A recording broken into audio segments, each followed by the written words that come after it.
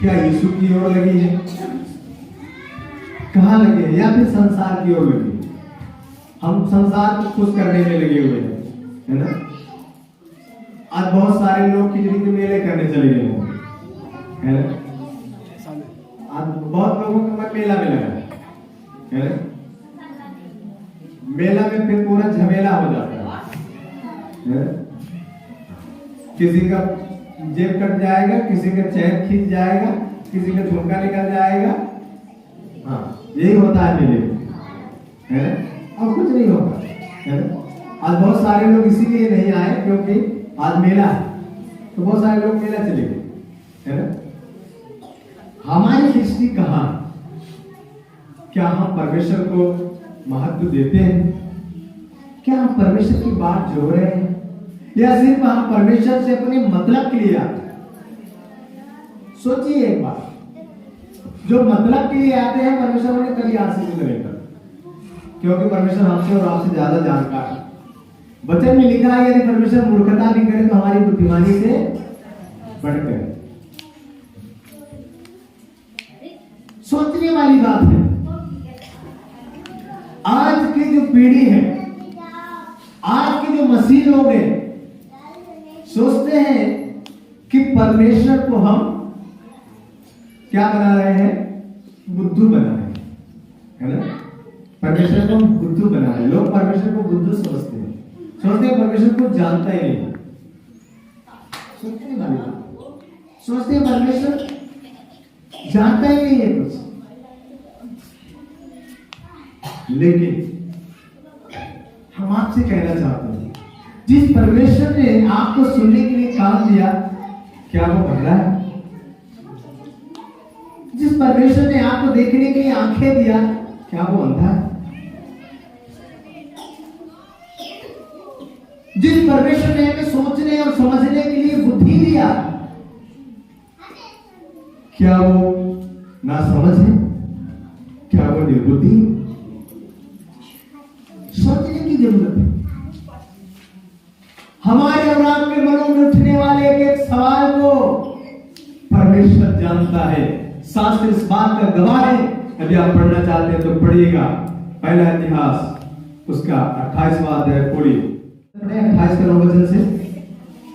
मेरे पुत्र सुलेमान, हाँ, तू अपने पिता के हाँ, परमेश्वर का ज्ञान रख। हाँ, ध्यान से सुने। और खरे मन और हाँ, प्रसन्न जीव से हाँ, उसकी सेवा करता रह। उसकी सेवा करता रहे। ध्यान से सुने, लिखा है, हे मेरे पुत्र सुलेमान, तो अपने पिता परमेश्वर, हालेलुया, अपने पिता परमेश्वर का क्या करना है? ज्ञान रखना है। Hallelujah, hallelujah. यहां पर इतिहास इस बात का गवाह है। हिंदी बाइबल कहती है अपने पिता के परमेश्वर का ज्ञान रख, लेकिन इंग्लिश में स्पष्ट रूप से लिखा है पिता परमेश्वर, पिता परमेश्वर का ज्ञान रख। हाँ, आगे। क्योंकि यहोवा हाँ, मन को जांचता। ध्यान से सुने, क्योंकि परमेश्वर क्या करता है?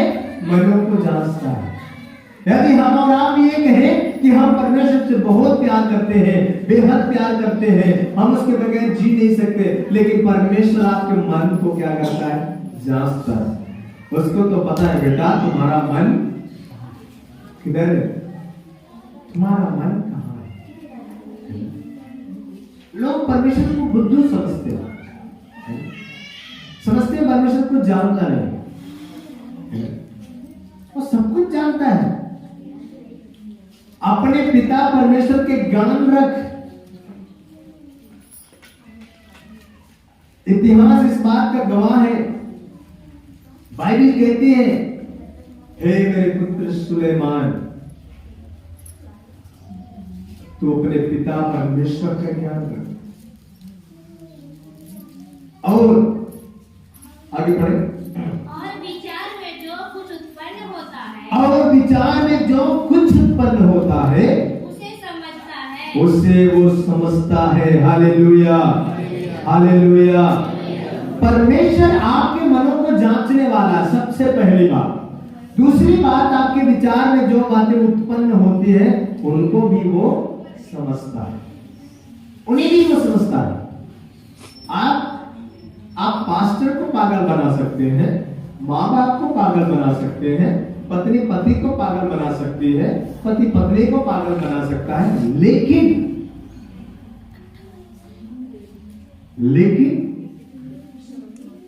परमेश्वर को नहीं बना। लेकिन कुछ लोग बनाते हैं, कुछ लोग बनाते हैं, है ना। एलिसा ने गेहजी से कहा तू किधर था? तो गेहजी, तेरा दास तो किधर ही नहीं गया, वो तो इधर है, हम तो इधर ही है ना, है ना। गेहजी ने क्या उत्तर दिया? जब एलिसा ने गेहजी से कहा तू कहां था, किधर गया था, तो गेहजी ने उत्तर दिया तेरा दास तो किधर नहीं गया, वो तो तेरे इर्द गिर्द है, आस पड़ोस में है। बुद्धू बनाया है। एलिसा ने क्या कहा? जब से वो व्यक्ति पीछे मुंड के रथ से उतर के तुझसे मिलने आया, तब से लेकर के अब तक का सारा हाल मुझे, क्यों? क्योंकि परमेश्वर का उत्तम आत्मा उसके अंदर वास करता है। हालेलुया, ताली बजा के परमेश्वर को।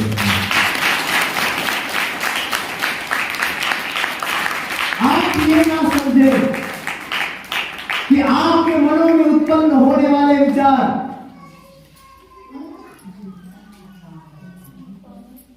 हमारे अलावा कोई जानता नहीं, समझता, मनों को जांचता है। बाइबल इस बात का गवाह।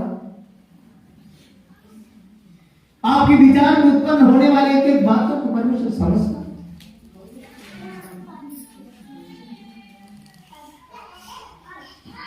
परमेश्वर का वचन गवाह। हमें और आपको जानने की आवश्यकता, लेकिन कई बार हम सोचते हैं परमेश्वर को कुछ भी पता नहीं है ना। कई बार हम परमेश्वर को धोखा देते हैं। नहीं करना है, कभी ऐसा नहीं करना है। कभी भी परमेश्वर से धोखा नहीं देना। परमेश्वर को हमेशा याद रखने की आवश्यकता। और आगे, यदि तू उसकी खोज में रहे, हाँ, तो वह तुझको मिलेगा। हाँ, यदि आप उस परमेश्वर की खोज में रहे, वो परमेश्वर आपको मिलेगा। हाँ, परंतु यदि तू उसको हाँ, त्याग दे तो हाँ, वह सदा के लिए हाँ, तुझको छोड़ देगा। सदा के लिए तुझे छोड़ देगा। Hallelujah, hallelujah. यदि आप परमेश्वर की खोज में रहेंगे तो परमेश्वर आपको मिलेगा, पर यदि आप उसको त्यागेंगे तो सदा के लिए आपको छोड़ देगा, सदा के लिए आपको त्याग देगा। इस बात को हमेशा समझिए, जानने की आवश्यकता, समझने की जरूरत। हम परमेश्वर को बुद्धू न समझे। हनन्याह और सफीरा ने क्यों झूठ बोला पतरस से? क्यों बोला? उनको लगा ये पतरस कौन है? उनको लगा पतरस मनुष्य है ना। हम जो भी पतरस को बताएंगे पतरस उसको मान लेगा, क्योंकि पतरस को कुछ समझ नहीं। इसलिए हनन्याह सफीरा से जब पतरस ने पूछा, क्या पूछा हनन्याह से? जब पतरस ने कहा क्या ये तुम्हारी जमीन इतने में तुमने बेचा था? उसने कहा हाँ, झूठ बोला। हाँ, तो पतरस ने कहा तुमने क्यों पवित्र आत्मा से झूठ बोला? पतरस ने यह नहीं कहा कि तुमने क्यों मुझसे झूठ बोला। क्या ये लिखा है? ये नहीं लिखा। पतरस ने कहा स्पष्ट रूप से, प्रेरितों की पुस्तक में आप 5 अध्याय पढ़ सकते हैं। स्पष्ट रूप से पतरस ने कहा तुमने क्यों पवित्र आत्मा से झूठ बोला? फिर उसकी पत्नी आई, तो उसकी पत्नी से भी पतरस ने यही पूछा, तो उसकी पत्नी ने भी यही सवाल यही जवाब दिया। उसने कहा हाँ। तो पतरस ने कहा तुम दोनों ने क्यों एका किया, एक मन किया और पवित्र आत्मा से झूठ बोला। कई बार हमें ये लगता है कि हम समझते नहीं, कई बार हमें ये लगता है कि परमेश्वर हमारी बातों को समझता नहीं, वो जानता नहीं, वो सब जानता है, उसको सब पता है। लेकिन आपकी अज्ञानता के कारण कई बार वो आपको माफी देता है, कई बार माफ करता है, क्योंकि ये अनुग्रह का समय है, इसलिए परमेश्वर माफ है। तो हमें और आपको समझने की आवश्यकता है, परमेश्वर हमारे मनों को जांचने वाला परमेश्वर है। हमारे मन इधर उधर ना लगे रहे, तो हम किस पर हमारा भरोसा होना चाहिए? परमेश्वर पर। हम किसकी बात जो होना चाहिए? परमेश्वर की। हमारी टकटकी कहां लगी होनी चाहिए? परमेश्वर, है ना? लेकिन हम इधर उधर देखते रहते हैं। एक इतिहास में, दूसरा इतिहास उसका 20 वचन को हम देखेंगे। एक राजा के बारे में हम अध्ययन करते हैं, उसने कैसे परमेश्वर की ओर अपनी दृष्टि को लगाया, कैसे परमेश्वर को उसने देखा। दूसरा इतिहास 20 अध्याय उसका पहला वचन से पढ़ो। इसके बाद मोआबियों और अम्मोनियों ने और उनके साथ कई मोनियों ने युद्ध करने के लिए यहोशापात पर चढ़ाई की। यहोशापात पर चढ़ाई किया। यहोशापात नाम का एक राजा है और कई देश के राजाओं ने मिल करके और इस पर चढ़ाई किया। तब आगे ये राजा क्या करता है? पढ़े। तब लोगों ने आकर यहोशापात को बता दिया तार के पार से एदोम देश की ओर से एक बड़ी भीड़ उस पर चढ़ाई कर रही है।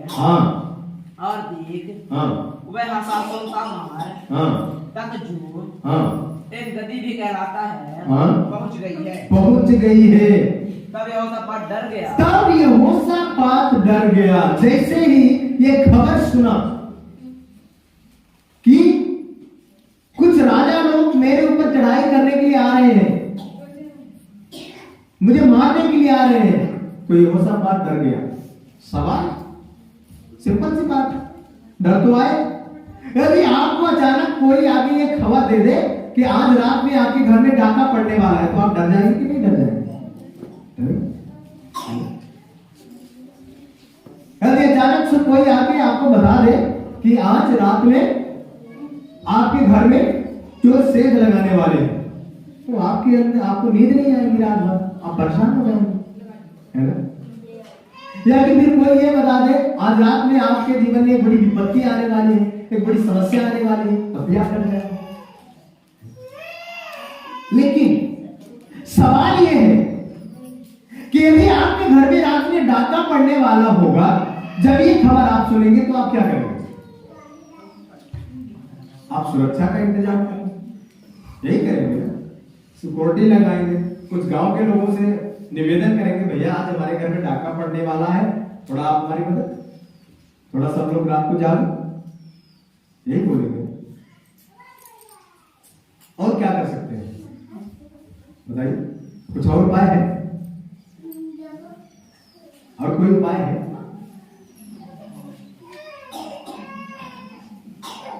और कुछ तो होगा ना, बता तो सकते हैं। आप लोग इतना शांत हो गए हैं कि कुछ बोल ही नहीं पा रहे हैं। परमेश्वर से प्रार्थना करेंगे, वेरी गुड, है ना? क्यों परमेश्वर से प्रार्थना करेंगे? क्योंकि परमेश्वर का वचन इस बात को कहता है, भजन संख्या 127 में पहला वचन यही कहता है ना कि यदि नगर को उसकी सुरक्षा यदि परमेश्वर न करे तो रखवाले का जागना बेकार है ना? यदि घर को यहोवा ना बनाए तो बनाने वाले का परिश्रम बेकार है, व्यर्थ है। और यदि नगर की रक्षा परमेश्वर न करे तो रखवाले का जागना भी। तो यदि आपके घर में डाका पड़ने वाला, आपने बहुत सारी सुरक्षा का इंतजाम कर दिया और यदि वो सुरक्षा वाले सो जाए जब तभी डाका पड़ जाए तो क्या करें? ऐसा होता है कि नहीं होता? बड़ी सुरक्षा लगी रहती है ना? लेकिन फिर भी चोरी हो जाती है ना? तेरी चोरी हो जाती है ना? कभी कभी सुना होगा चोर के घर में चोरी होगा, है ना? इसका मतलब चोर से भी ज्यादा शातिर होगा, है ना? तो यहां पर वचन ये बात कहता है कि जब यहोशापात को ये बात तब पता चला कि आज उसके राज को लूटने के लिए, उसे मारने के लिए कई राजा मिल करके चढ़ाई कर रहे, तब यहोशापात ने क्या किया? वो डर गया। पहली बात आगे, और यहोवा की खोज में लग गया। Hallelujah, hallelujah, hallelujah. जब यहोशापात को ये पता चला कि लोग उसे मारने के लिए आ रहे हैं, उसके राज को लूटने के लिए आ रहे हैं, तब यहोशापात डर गया। सबसे पहली बात उसके अंदर एक डर आया, और दूसरी बात लिखा है वो परमेश्वर की खोज में लग गया। ताली बजा के परमेश्वर को धन्यवाद करें। ये यहोशापात परमेश्वर को खोजने लगा। तो कुछ लोग उसको बोले होंगे ये बुद्धू है, कुछ लोगों ने कहा होगा ये राजा बुद्धू है। क्यों? क्योंकि जब सामने से एक फौज आ रही है लड़ाई करने के लिए, तो कुछ लोग सोचे होंगे ये प्रार्थना करने से क्या होगा, है ना? कुछ लोग यही समझ में आया होगा प्रार्थना करने से क्या होगा। कुछ लोगों ने कहा होगा यहोशापात को चाहिए कि ये अपने राजमहल में ये देखे कि कितनी बंदूकें इसके पास है ना? यही मन में आया होगा ना, कितने भाला है, कितने तलवार है, कितने घोड़े हैं, कितने रथ है, कितने लड़ने वाले योद्धा है ना? उनकी खोज करनी चाहिए, है ना? लेकिन यहोशापात ने ऐसा नहीं किया। यहोशापात जब सुना ये खबर, उसके अंदर एक डर आया, फिर उसके बाद वो परमेश्वर की खोज में लग गया। परमेश्वर को कहां मिलेगा कि हम तुझसे बात करें। मेरा सवाल है, जब आपके जीवन में ऐसी विपत्ति की शिनाख्त चलती है, जब आपके जीवन में ऐसी समस्या आने वाली होती है, तो कई बार आप अपने जीवन के प्रति, अपने परिवार के प्रति, अपने व्यापार के प्रति, अपने घराने के प्रति, अपनी नौकरी के प्रति, तो कई बार आप विपरीत बातों को सुनते हैं जो आपके खिलाफ होती है, जो आपके परिवार के खिलाफ होती है, जो आपके व्यवसाय के खिलाफ होती है, जो आपके घराने के खिलाफ होती है। तो आपकी क्या प्रतिक्रिया होती है? आप क्या सोचते हैं उस समय? आपको क्या लगता है? आप किसकी खोज करते हैं? आप किसकी शरण में जाते हैं? सोचने वाली बात है, सोच सकते हैं आप। ये एक प्रश्न है। हम ढूंढते हैं उपाय कि कहां से ठीक होगा, कैसे ठीक होगा, इस समस्या से कौन मुक्त करेगा। हम दौड़ लगाते हैं इधर उधर। यहोशापात ने ऐसा नहीं किया। यहोशापात ने किसी राजा की मदद नहीं मांगी। यहोशापात ने किसी मनुष्य के पास नहीं गया।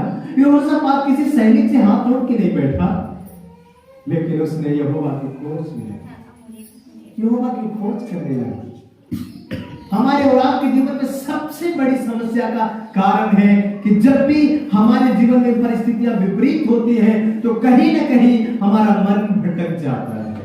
कहीं ना कहीं हम उसकी ओर ना देख करके कहीं ना कहीं हम संसार की ओर देखते हैं, कहीं ना कहीं मनुष्य की ओर देखते हैं, कहीं ना कहीं हमारा भरोसा मनुष्य की ओर होता है।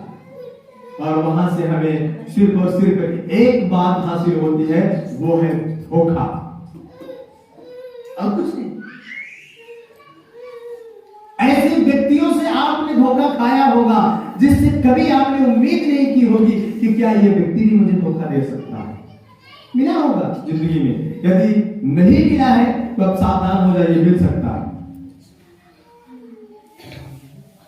मिल सकता है। समझने की बात। लेकिन यहोशापात ने ऐसा नहीं। यहोशापात यहोवा की खोज में लग गया। आगे क्या हुआ, पढ़े। और पूरे यहूदा में उपवास का प्रचार करवाया। पूरे यहूदा में उपवास का प्रचार करवा दिया। पूरे नगर में, पूरे राज्य में अपने उसने कहा उपवास करो। क्यों? बहुत सारी कलीसियाएं उपवास नहीं करती इन दिनों में। कुछ पास्टरों का कभी कभी मुझसे सवाल होता है, क्यों इतना ज्यादा आप उपवास करवाते हैं लोगों से, क्यों इतना मीटिंग करवाते हैं, 7-7 दिन का उपवास, 4-4 दिन का उपवास क्यों आप करवाते हैं लोगों से? क्या आपको ये नहीं लगता कि लोग उपवास करने में थक जाएंगे? उपवास करने में लोगों का जीवन कमजोर हो जाए? हम जानते होता है कमजोर।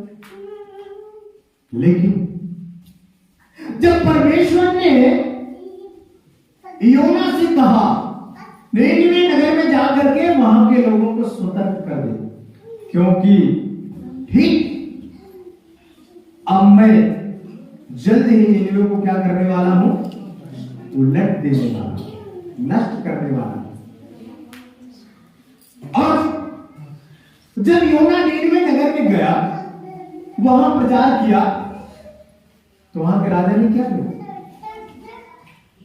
वहां के राजा ने सारे नगर में डंका बजवा दिया, 3 दिन का उपवास किया जाए। और इस उपवास में ना तो बच्चे, ना जवान, ना बुजुर्ग, ना पशु, कोई भी खाना नहीं खाएगा। समझ रहे हैं? पशुओं ने भी उपवास किया, पशुओं को भी चारा नहीं दिया गया। पढ़ लीजिएगा योना नबी की पुस्तक। क्यों हम बार बार आपको उपवास करने के लिए बोलते हैं? हम आपसे ज्यादा उपवास करते हैं, इसलिए हम आपको उपवास करने के लिए बोलते हैं।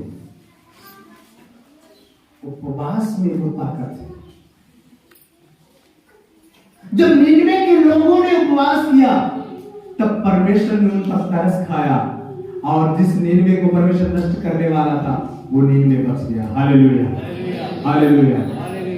जब सारे देश में राजा छेरस के जमाने में, एस्तेर रानी के जमाने में, जब सारे यहूदियों को नष्ट कर देने के लिए आज्ञा निकाली गई हामान के द्वारा,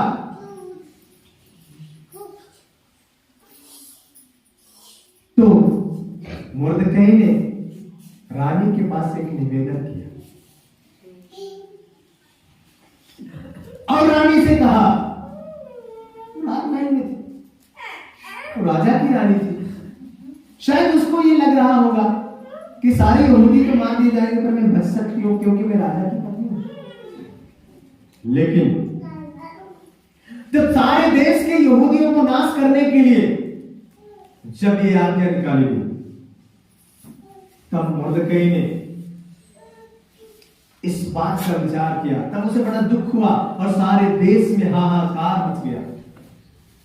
पूरे देश में हाहाकार मच गया कि सारे यहूदियों को मार दिया जाएगा। राजा की आज्ञा निकल चुकी थी, वो बदली नहीं जा सकती थी। अब उस पर ये मुर्दकई जो था, उसने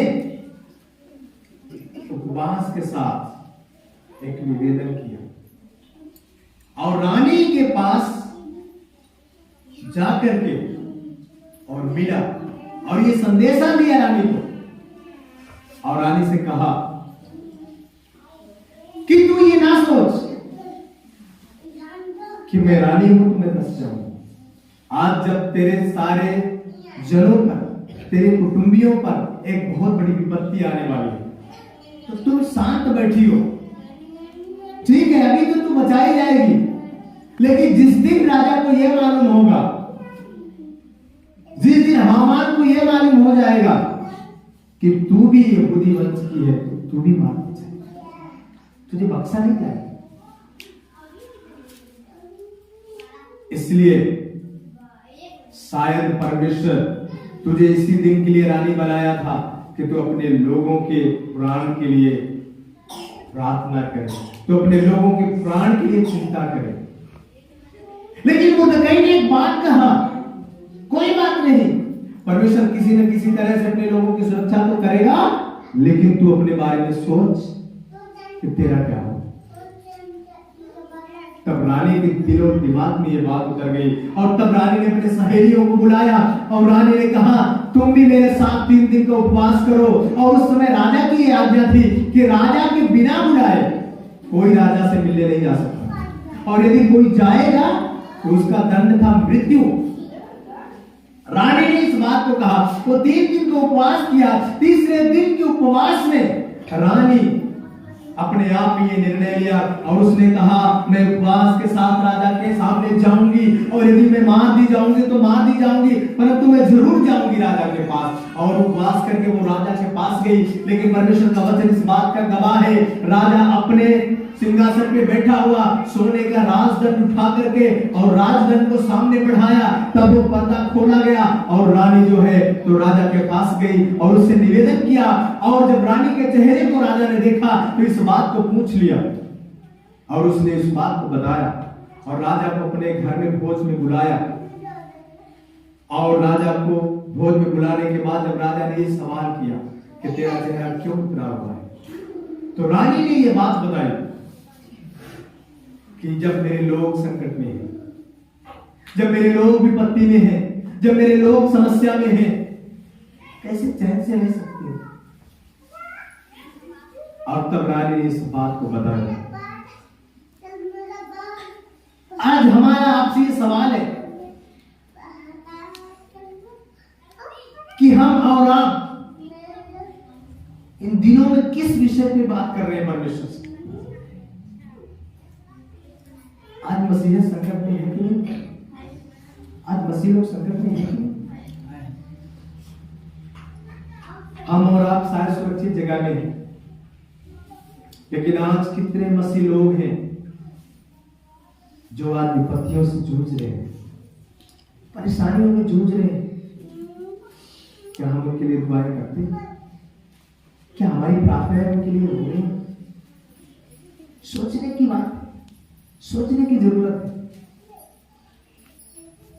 जिस उपवास प्रार्थना ने राजा के मन को बदल दिया, जिस उपवास प्रार्थना ने नीनिवे नगर को बचा लिया, क्या वो उपवास प्रार्थना आपकी मसीह लोगों को नहीं बचा सकती?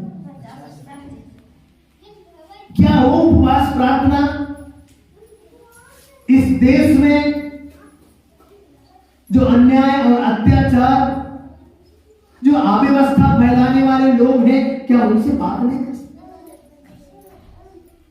लेकिन हम तो कर ही नहीं पाते, हम तो कर नहीं पाते। आज कितनी कलीसियाएं सोई हुई हैं, आज बहुत सारी कलीसियाएं, कोई प्रोग्राम नहीं है उन कलीसियाओं में, कोई प्रोग्राम, संडे सर्विस के अलावा कोई प्रोग्राम नहीं, कभी कोई प्रार्थना नहीं। हमें करने की आवश्यकता है। यही समय हम जितना ज्यादा उपवास कर सके करेंगे, हमारे फायदे की बात है। इसलिए हम ज्यादा उपवास करवाते हैं, क्योंकि आपकी उपवास और प्रार्थना आपके जीवन को बदलेगी, आपके परिवार को बदलेगी, आपकी घराने को बदलेगी, साथ ही साथ आपके द्वारा की गई जो प्रार्थना है वो पूरे देश में काम आएगी, पूरे देश को बदल सकती है। इसलिए आपको प्रार्थना करने की आवश्यकता है, जरूरत है परमेश्वर की बात जो होने की।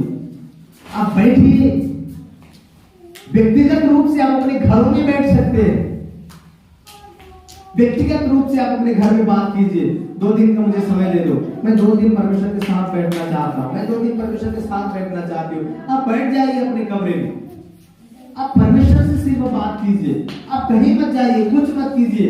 2 दिन में हम मर नहीं जाएंगे, 2 दिन में हमारा घर नहीं उजड़ जाएगा। अरे सोचने वाली बात है, जब 10 दिन बेड रेस्ट होता है लोगों का, तो घर कैसे बना रहता है बताइए? बना रहता है कि नहीं बना रहता? फिर 2 दिन में आपका घर कैसे उजड़ जाएगा? क्योंकि हमारा भरोसा परमेश्वर पर नहीं, हम उस पर भरोसा ही नहीं कर पा रहे हैं। हम कोशिश तो करते हैं भरोसा करने के लिए, परंतु नहीं हो पाता, नहीं कर पा रहे, क्योंकि हम ऐसे माहौल में रहते हैं। लेकिन ऐसे माहौल में भी रहकर हम सही जीवन जी सकते हैं। जब दानिएल और उसके साथी लोग जब गुलामी में गए थे, तो क्या वहां का माहौल खराब नहीं था? माहौल तो वहां का भी खराब था कि नहीं? लेकिन उन्होंने कैसा जीवन जिया? दानिएल ने इस बात को कह दिया। जब राजा का भोजन आया तो दानिएल ने कहा, इस भोजन को खा करके मैं अपने आप को शुद्ध नहीं। लेकिन राजा की आज्ञा थी कि ये जितने बंदी हैं इनका चेहरा उतना हुआ नहीं होना चाहिए। तो जो भोजन देने वाले लोग थे वो बोले कि देखो राजा की आज्ञा। तो दानिएल ने कहा, तुम जाके राजा से ये बात मत बताना, परंतु मेरा चेहरा उतरा हुआ नहीं रहेगा, उनसे अच्छा रहेगा। और दानिएल के जीवन में ये काम हो, उसने वहां की भोजन वस्तु खा करके अपने आप को शुद्ध नहीं किया, उसने साग पात खाना पसंद किया। हमें सोचने की आवश्यकता है, सोचने की जरूरत है। हमें उपवास करना बहुत अनिवार्य है, बहुत जरूरी है। आज बहुत सारी कलीसियाएं ये कहते हैं कि अभी उपवास करने की कोई नीड नहीं है, कोई जरूरत नहीं, लेकिन ये एकदम से गलत चीजें हैं। इन्हीं दिनों में तो हमें उपवास करने की जरूरत है, जब परिस्थितियां विपरीत है तभी तो हमें उपवास करना है, तभी तो हमें परमेश्वर के साथ ज्यादा रिश्ता बनाने की आवश्यकता है, संगति करने की जरूरत है, और उपवास में ही वो बातें हमें निकल के आएंगी।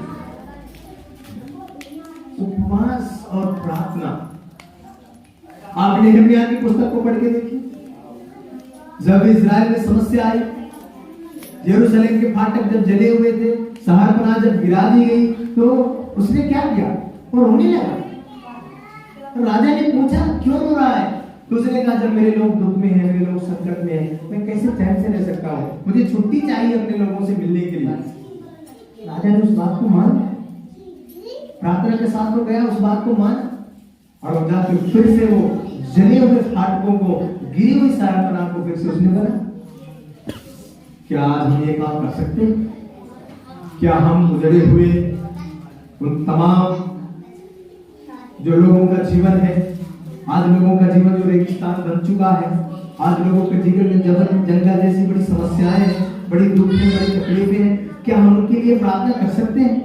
आज हम चैन से हैं, लेकिन आप देखिए कितने लोग हॉस्पिटलों में जिंदगी और मौत से जूझ रहे हैं, क्या हम कभी उन्हें याद करते हैं? सोचने की आवश्यकता है। हमें 2 मिनट तो उनके लिए कम से कम देना चाहिए। 2 मिनट तो हम अपने घरों में बैठ के उनके लिए दुआ कर सकते हैं, 2 मिनट हम उनके लिए प्रार्थना कर सकते हैं।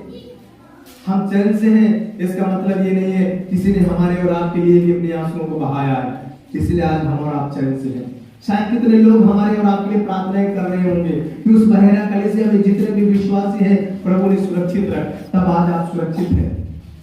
लेकिन आपकी भी जिम्मेदारी बनती है कि आप भी उनके लिए दुआ करें, जिनको आप जानते हैं, जिनको आप नहीं जानते उन्हें भी परमेश्वर के हाथों में सौंपे। आइए हम खड़े हो जाएं।